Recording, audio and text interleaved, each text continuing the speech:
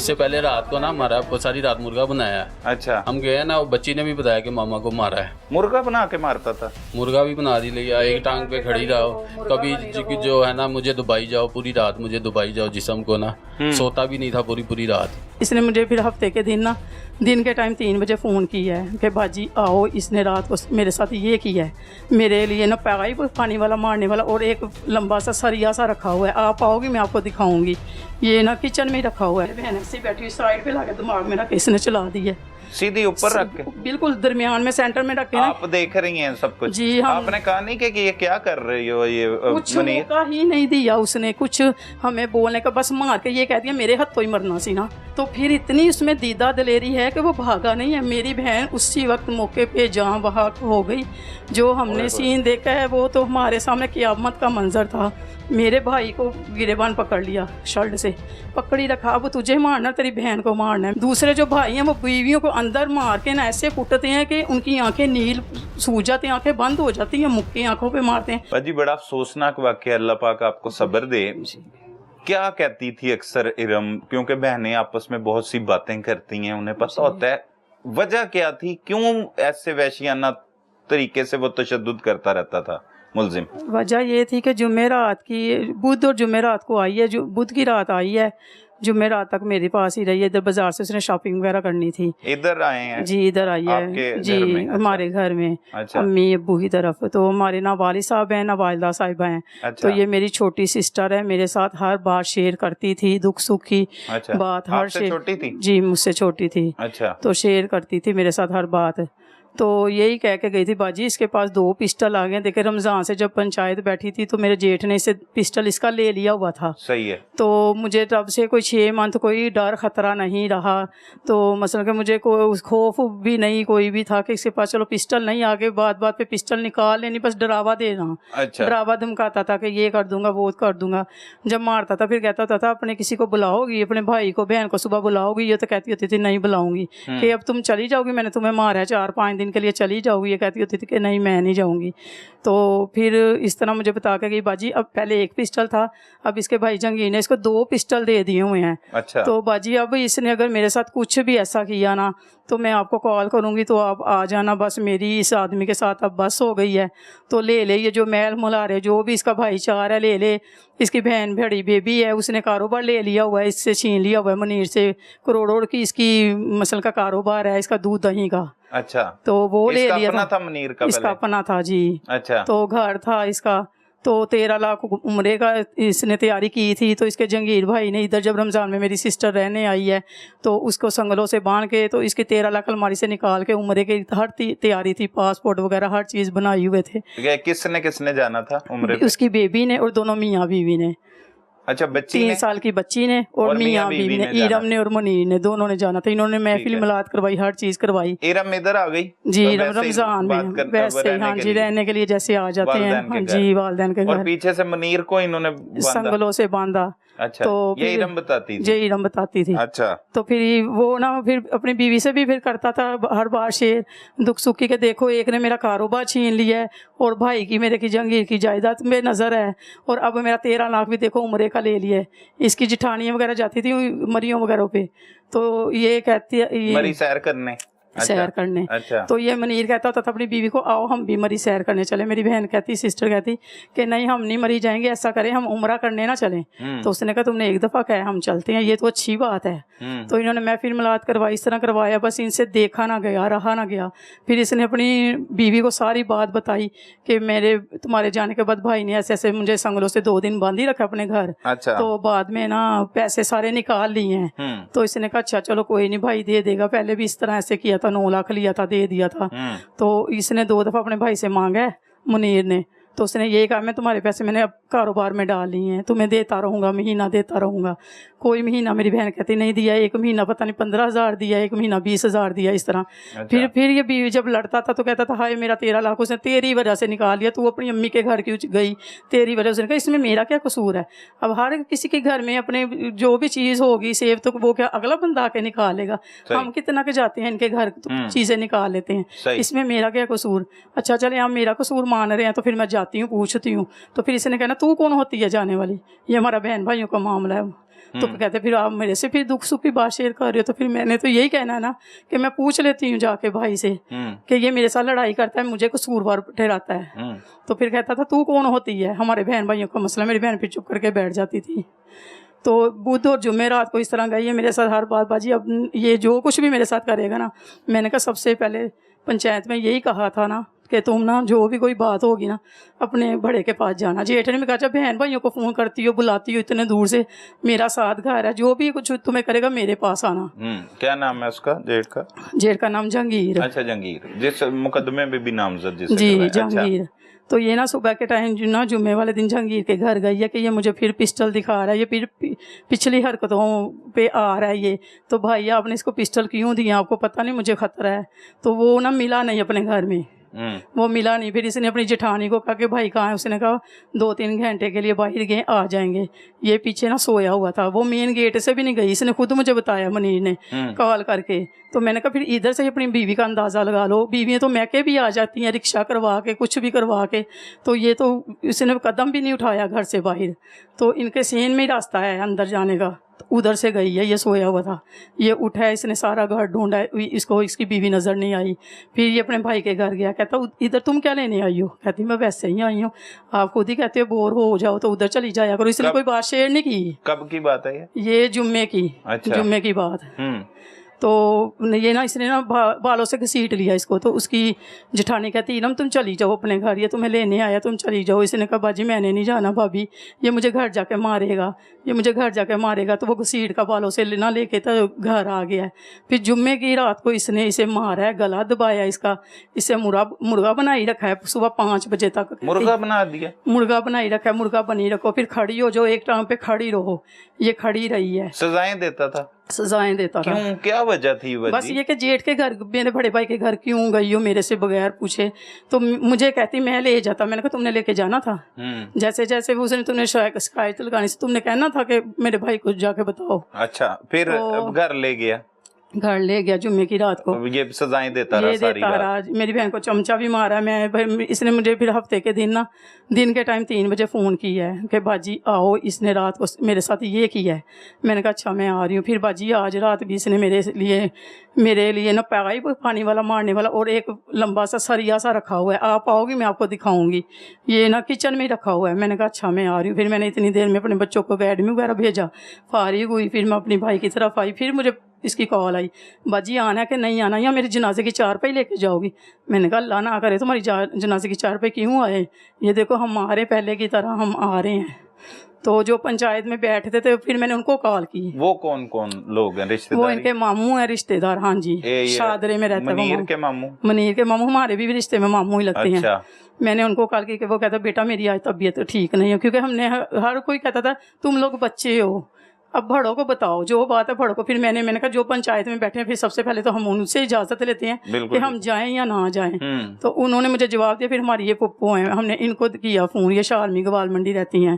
तो पुप्पो कहती वो अगला बंदा क्या कह रहा है। मैंने कहा पुप्पो वो इनकार सारे कर रहे हैं, हमारी बहन है, हम पे बीती, हम उसका दुख सुन रहे हैं ना, हम नहीं जाने। कोई मैं पंचायतों वाले कोई इंसाफ नहीं करते हैं, बस आ जाते हैं, सही है, जिम्मेदारी उठा के ले जाते हैं, बाद में कोई भी नहीं पूछता। पुप्पो कहती चल पुत्र तू फिर चल निकल घर से। मैंने कहा पुप्पो मैं किसके साथ जाऊँ?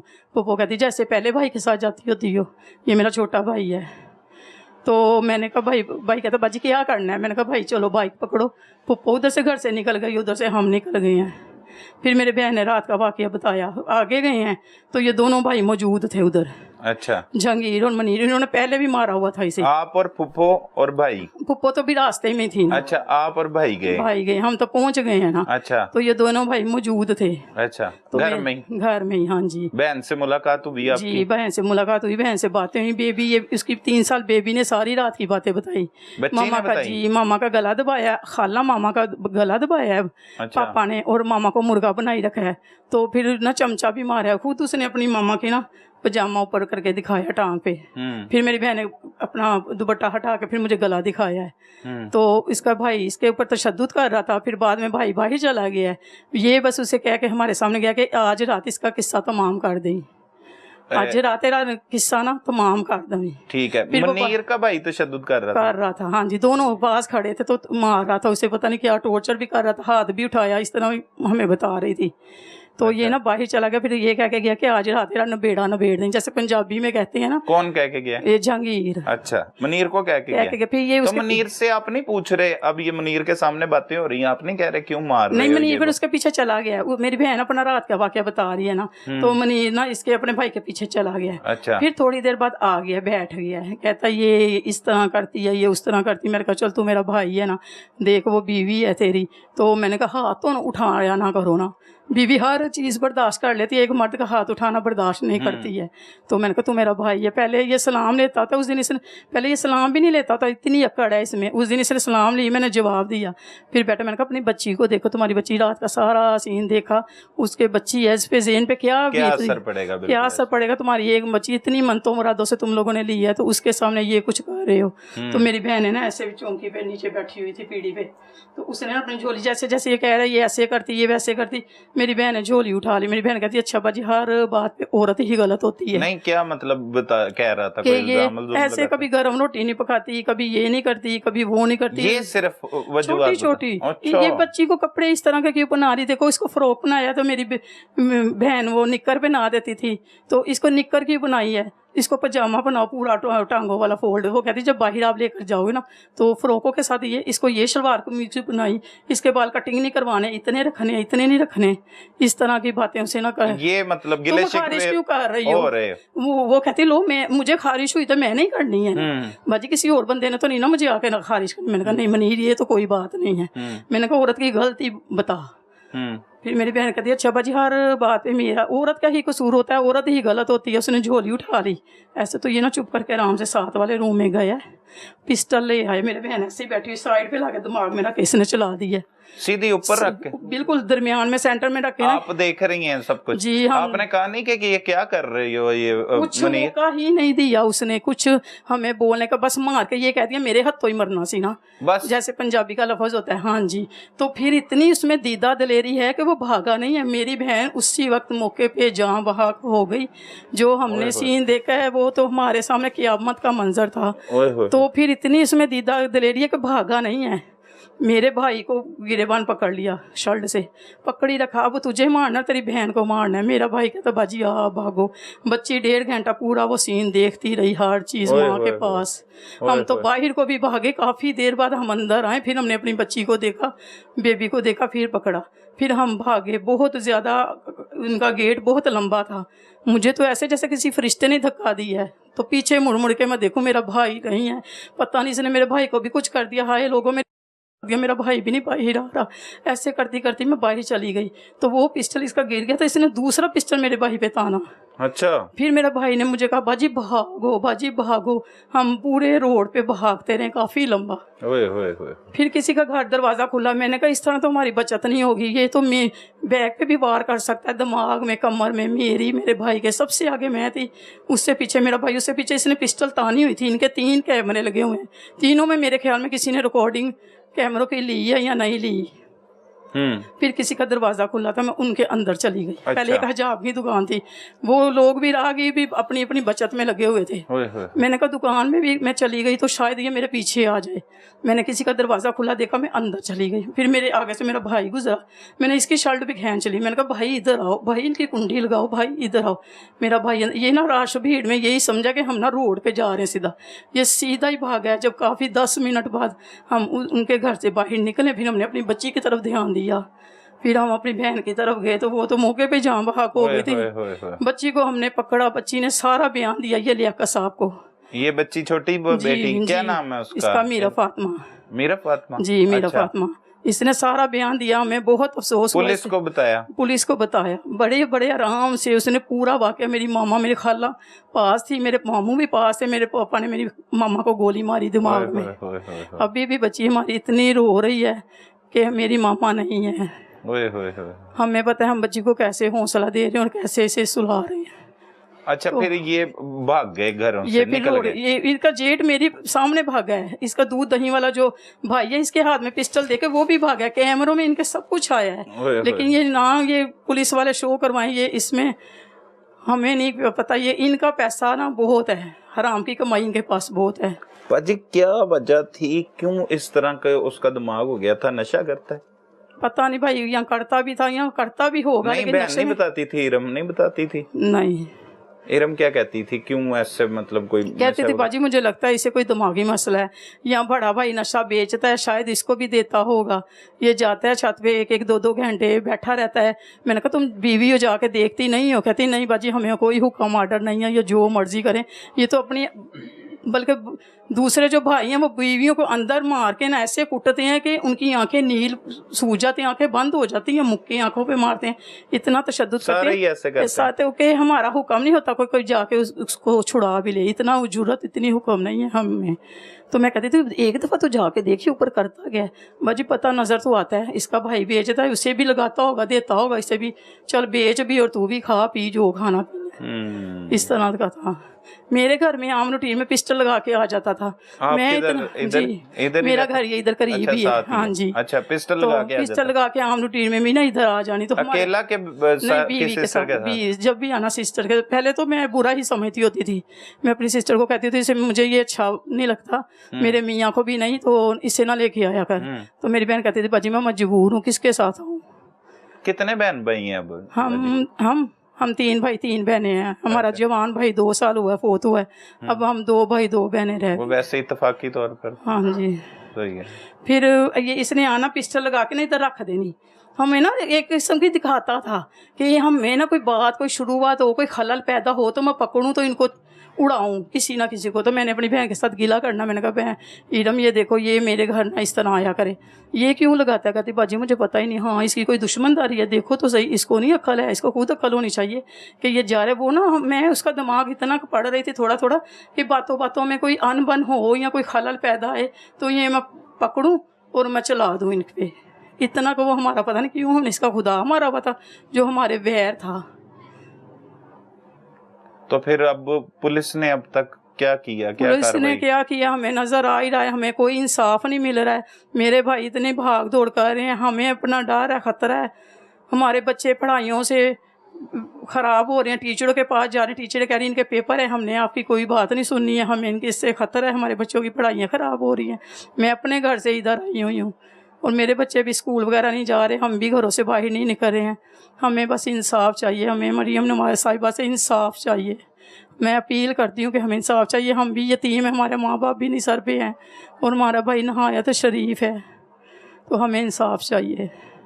मरियम नवाज साहिबा, ये एक दुखियारी बहन की दर्द भरी अपील है, वो आपसे मुतालबा कर रही है कि उसे इंसाफ चाहिए। उसकी बहन ने जो ज़िंदगी बसर की एक दरिंदा सिफ्त मुल्जिम के साथ, जो उससे पहले भी वहशियाना तशद्दुद का निशाना बनाता रहा, खौफ के आलम में इस तमाम फैमिली को उसने मुब्तला रखा और बिल आखिर फिर इन्हीं की आंखों के सामने अपनी बीवी को सर में गोली मारकर बेदर्दी के साथ कत्ल कर दिया। और अब ये भाई कहते हैं कि उसने गिरफ्तारी दी तो लाहौर की काबिल तरीन पुलिस उसको प्रोटोकॉल देने में मसरूफ़ है। उस दरिंदा सिफ्त मुल्जिम को ये कहते हैं अंजाम तक पहुंचाया जाए और बाकी जो इस मुकदमा में मुलव्विस मुल्जमान है उनकी गिरफ्तारी भी अभी तक अमल में नहीं लाई जा रही, जिसकी वजह से इनको खतरा है। ये बच्चों को स्कूल भी नहीं भेज पा रहे कि कहीं वो इन्हें भी जानी नुकसान ना पहुंचा दें। तो लिहाजा ये वो फैमिली अपील कर रही है, अपने तहफ़्फ़ुज़ के लिए अपील कर रही है और इंसाफ के लिए अपील कर रही है कि इरम शहज़ादी को नाहक तौर पर बेदर्दी के साथ कत्ल करने वाले मुल्ज़मान को गिरफ्तार करके कैफ़रे किरदार तक पहुंचाया जाए।